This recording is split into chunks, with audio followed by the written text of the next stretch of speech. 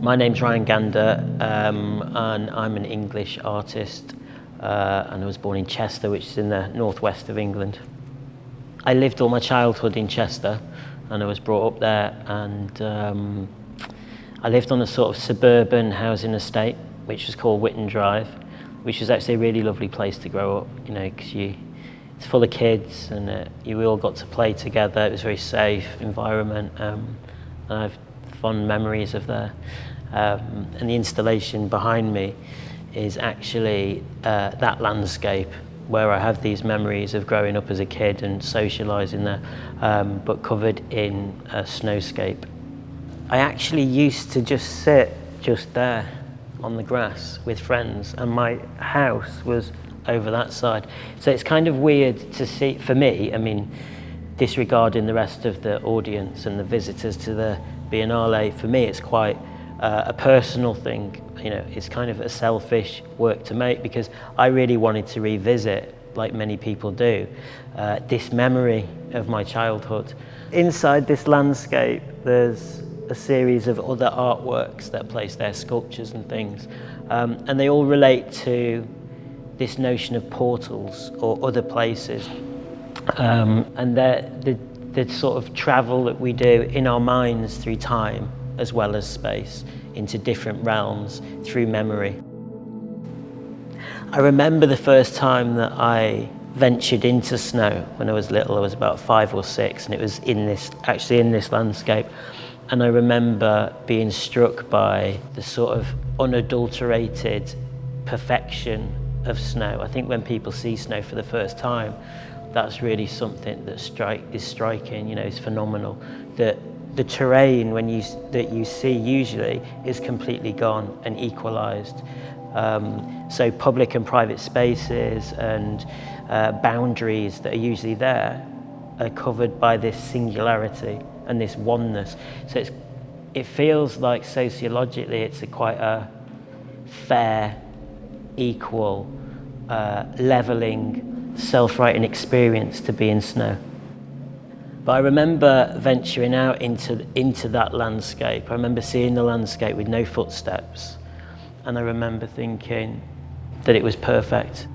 It reminded me of a sort of post-apocalyptic world, in kind of a world without humans, a world where humans hadn't meddled in it, hadn't destroyed it, or they hadn't left their mark. And I remember going out into the landscape, crawling along in a little snowsuit, and I remember turning around and looking back with the expectation of the look in my parents' eyes looking at me. And I looked at them, and I looked down, and I noticed my trail in the snow.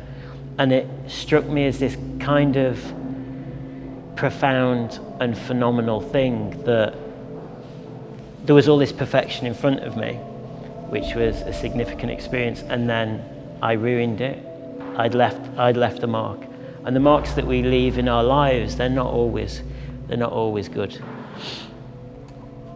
I've separated the viewer from the snowscape with the window, with a wall. Actually, the window is a portal that gives you the landscape, and the video monitor that shows details gives you the landscape. But I've separated the spectator because it's not about the experience of being in this landscape.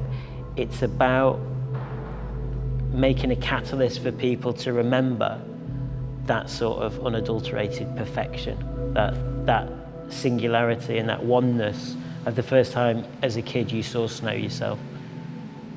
I think accessibility is really overrated, actually, in art. I think when you're handed something on a silver plate and you're given everything, it's quite boring.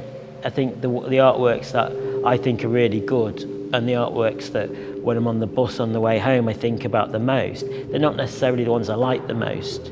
They're the ones that had some sort of cryptic potential. They're the ones that I didn't understand, or the ones that confused me, or the ones that I still needed to think about. And I think by resisting closure and by making things slightly inaccessible, it gives the spectator a need for them to really put their own energy into the work to complete it.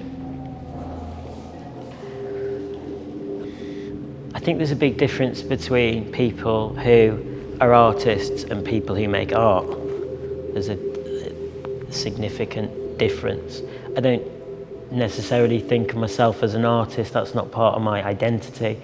I don't feel like I'm Ryan the artist. I just like making stuff and thinking of new stuff that doesn't exist in the world already, and then seeing how that works in the world, seeing how it collides with other things. I have this sort of belief in that everyone lives a creative life, whatever you do, the way that you arrange the ornaments on your mantelpiece at home, or what you put in the window, or the clothes that we're all wearing, that we all made decisions this morning. Things you serve for dinner to friends when they come over, these are all like creative decisions. It's exactly the same as making an artwork, or conceiving of a new invention. That is innate creativity in humankind, you know. And I think we all lead a creative life, but I think then some people excel at that. They push it, they push that creative potential. And I think, you know, the difference between the creative life we all lead and the creative life that an artist or a designer might lead is just stopping and recognizing the moments when they're significant, you know.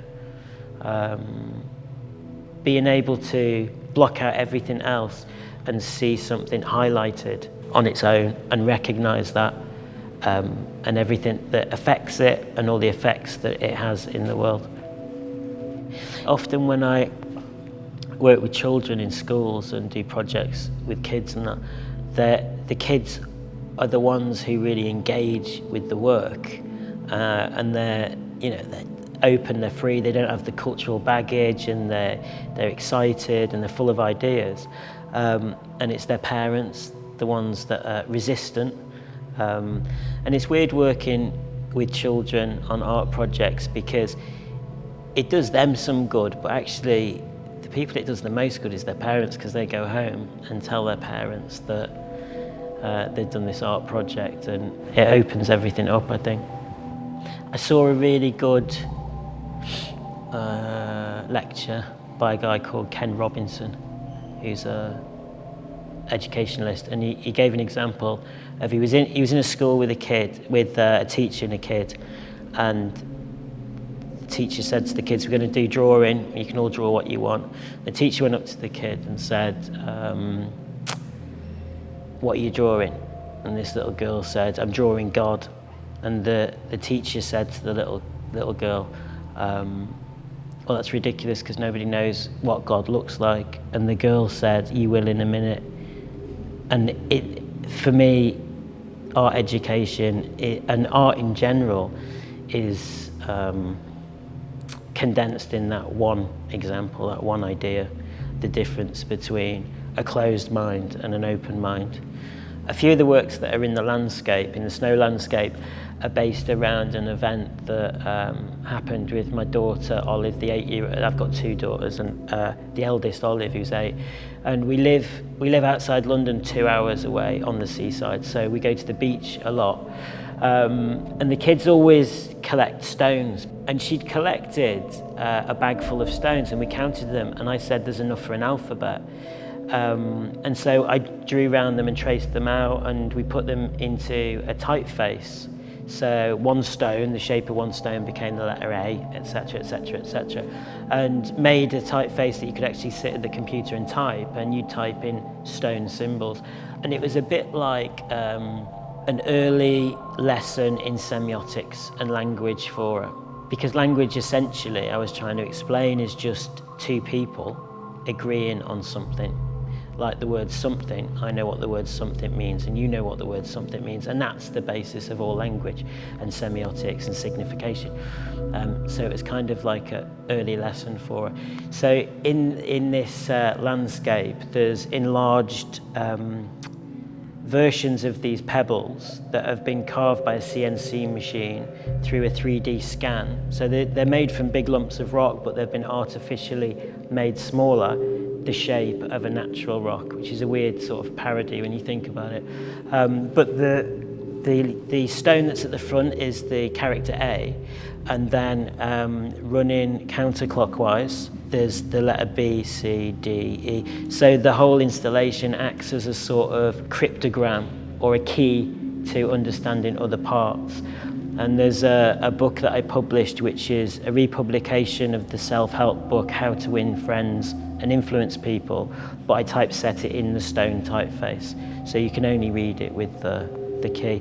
And there's a tombstone just around the corner of the window there, which is for a character called Vivi Enkyo, who's a female Japanese artist that I've been making work under the pseudonym of about 10 years. And that's also set in the stone typeface, so you can read her epitaph by using the stones in the landscape.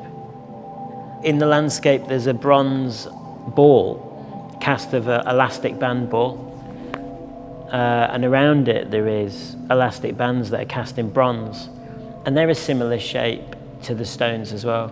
But originally I actually made them because when I was a kid and I lived on this suburban street, we'd find outside, because we lived at number 1, we'd find outside our door an elastic band every morning, and there was also one outside number 7 and 14, because the postal person would bring the mail in series of 7 houses with a band around it and drop it. So we used to collect them and make these balls. I think that's what I mean when I speak about creative life. I like it when artworks and projects and anything that has a presence in the world from as me as the author comes naturally. It's not like sitting down in a studio and trying to think of an artwork, and it's not like laboriously painting, practicing to get better and better every day. It doesn't really work like that. I think the most creative things come really naturally and organically. Just let things happen organically, you know.